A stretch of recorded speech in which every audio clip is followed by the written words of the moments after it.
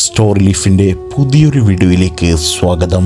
വിവാഹം കഴിക്കാൻ ആഗ്രഹിക്കുന്ന പുരുഷന്മാർ അറിഞ്ഞിരിക്കേണ്ട ചില ജീവിത വിജയ തത്വങ്ങൾ. ആദ്യമേ ഭാര്യയെ എടുത്തു തലയിൽ വെക്കാതിരിക്കുക. ഒരിക്കൽ തലയിൽ കയറിയാൽ പിന്നെ മൂക്കിൽ പഞ്ഞു വെക്കാതെ ഇറങ്ങിപ്പോകില്ല. പേഴ്സണൽ കാര്യങ്ങളിൽ നിന്ന് അകലം പാലിച്ച് നിർത്തുക. മൊബൈൽ എവിടെ പോകുന്നു, എപ്പോൾ വരും, കൂടെ ആരുണ്ട്, വീഡിയോ കോളിൽ ഇടയ്ക്ക് തെളിവുകൾ കാണിച്ച് വിശ്വസിപ്പിക്കുക. ഇടയ്ക്ക് വിളിച്ചു സത്യമാണ് ചെയ്യുന്നതെന്ന് ഉറപ്പുവരുത്തുക. ഇവ ഒരിക്കലും ചെയ്യരുത്. നിങ്ങളുടെ കുടുംബക്കാരുടെ സ്വഭാവങ്ങളും കുറ്റങ്ങളും ആദ്യമേ തന്നെ പറഞ്ഞു കൊടുക്കാതിരിക്കുക. അത് പിന്നീട് നിങ്ങൾക്ക് പാരയാകും. ഭാര്യമാരുടെ സ്വർണം, ക്യാഷ് ഇവ കഴിവതും ഉപയോഗിക്കാതിരിക്കുക. ഒരിക്കൽ അതെടുത്ത് ഉപയോഗിച്ചാൽ അതുകൊണ്ട് എന്തെങ്കിലും ചെയ്ത് നന്നായി കഴിഞ്ഞു തിരികെ കൊടുത്താലും മരണം വരെ ഔദാര്യ കണക്കുകൾ കേൾക്കേണ്ടി വരും. ഭാര്യയെ ആദ്യം മുതൽ തന്നെ ജോലിക്ക് വിട്ടേക്കുക. ജോലിയില്ലെങ്കിൽ എന്തെങ്കിലും ജോലി സംഘടിപ്പിച്ചു കൊടുക്കുക.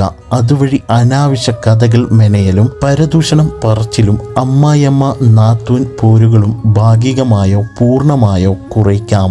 ഭാര്യയുടെ മാതാവുമായുള്ള ഭാര്യയുടെ അധിക സംസർഗം തുടക്കത്തിലെ ഒഴിവാക്കിക്കോളൂ. അവരാകും നിങ്ങളുടെ ജീവിതത്തിൽ നരാധ സ്വഭാവം കാണിച്ച് രണ്ടിനെയും പെരുവരിയാക്കാൻ കാരണക്കാരാവുക.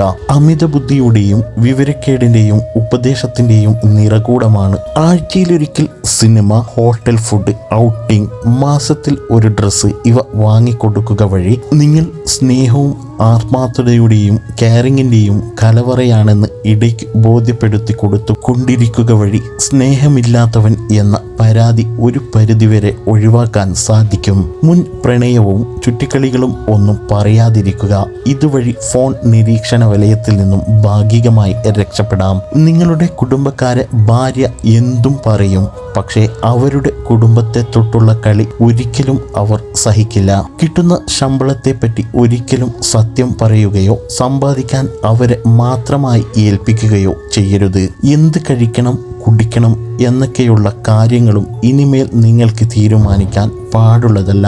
ചെറുപ്പത്തിലെ വിധവയായതോ ബന്ധം ഉപേക്ഷിച്ചതോ ആയ അമ്മയിൽ നിന്നും അമ്മായിയമ്മയിൽ നിന്നും 50 മീറ്റർ ദൂരം പാലിച്ച് ജീവിക്കുക. സ്ത്രീകൾ ഭരിക്കുന്ന വീട്ടിൽ നിന്നും വിവാഹം കഴിക്കാതിരിക്കുക.